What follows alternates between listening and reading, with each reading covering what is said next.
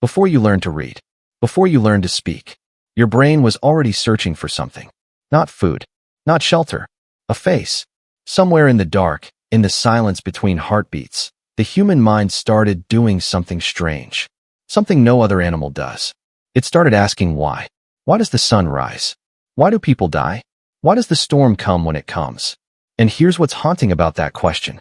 Every single civilization on Earth, separated by oceans, by centuries, by language, they all arrived at the same answer. A god did it. All of them. Every time. That's not a coincidence. That's a pattern. And patterns like this don't appear randomly. So what if gods weren't invented by religion? What if they were invented by something much deeper, much older, much more difficult to escape? 10,000 years ago, humans had no writing, no science, no governments, but they had temples. One of the oldest structures ever discovered, Göbekli Tepe in modern Turkey, is over 12,000 years old. It wasn't a home. It wasn't a farm. It was a place of worship built before agriculture even existed. Think about what that means. Humans organized, carved stone, and constructed a sacred space before they figured out how to grow food. Before survival was stable, they were already building something for forces they couldn't see. Most historians assumed religion came after civilization, that people first got comfortable and then started asking big questions. But Göbekli Tepe flipped that completely. Religion didn't follow civilization.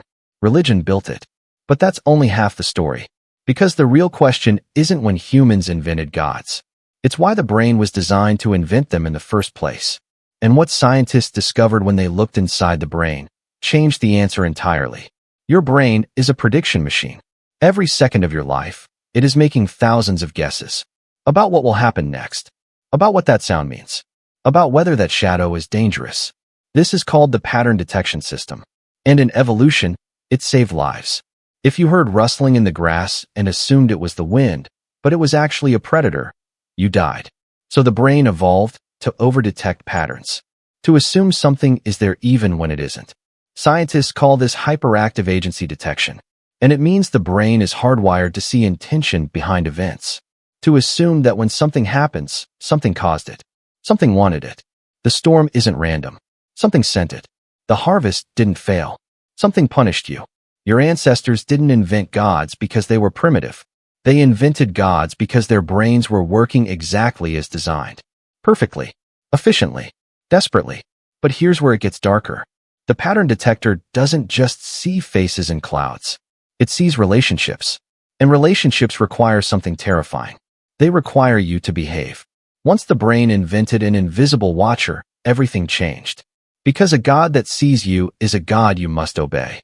Anthropologists notice something strange across ancient civilizations. The more complex a society became, the more powerful, moral, and punishing its gods became. Small tribes had nature spirits. Loose gods. Gods that didn't particularly care about human behavior. But as populations grew, as strangers started living together, as cooperation between non-related people became necessary, the gods became judges. They tracked your lies, your debts, your cruelty. And this is where things become genuinely unsettling. Because it worked. Studies on large-scale cooperation show that societies with punishing, watchful gods were better at sustaining social order with strangers. Not because God was real, but because believing you were watched made people act like they were. The invisible eye created real behavior. Psychologists call this the supernatural monitoring hypothesis. And it suggests that gods weren't just explanations for lightning. They were social technology, biological software that kept millions of strangers from destroying each other. But something else was happening underneath all of this.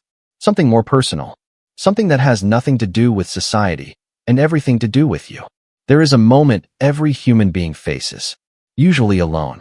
Usually at night. The sudden, suffocating awareness that you are going to die. That everything you love will end. That the universe was here for billions of years before you, and will be here for billions of years after, and your entire existence is barely a breath in comparison. Psychologists call this terror management, and they've spent decades studying what happens when humans are forced to truly confront their own death. The answer is almost always the same. They reach for meaning, for something larger than themselves, for a story that doesn't end when their body does. Your ancestors didn't just need gods to explain the weather. They needed gods to survive the knowing that life is short, that suffering is real, that chaos is everywhere. A god doesn't just answer why the storm came. A god answers the question you're too afraid to say out loud. Does any of this matter? And for most of human history, the answer was yes. Because something was watching. Something cared. Something had a plan even when nothing made sense.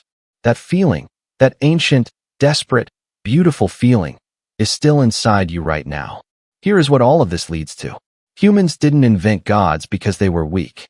They invented gods because consciousness is a wound. To be aware is to suffer. To understand that you exist means understanding that you will stop existing. No other animal carries that weight.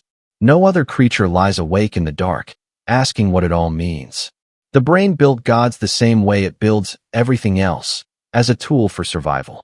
A way to process chaos. A way to belong. A way to keep living when living felt impossible. And now, in a world of science and satellites and answers to almost every question, the deepest question remains completely unanswered. Why is there something rather than nothing? No telescope has touched it. No equation has solved it. And in the silence after that question, millions of people still feel the same thing their ancestors felt 10,000 years ago in that stone temple in the dark. Something is here. Something is watching. Something means for this to matter. Maybe they were wrong. Or maybe the oldest feeling in human history is the only honest thing we've ever had.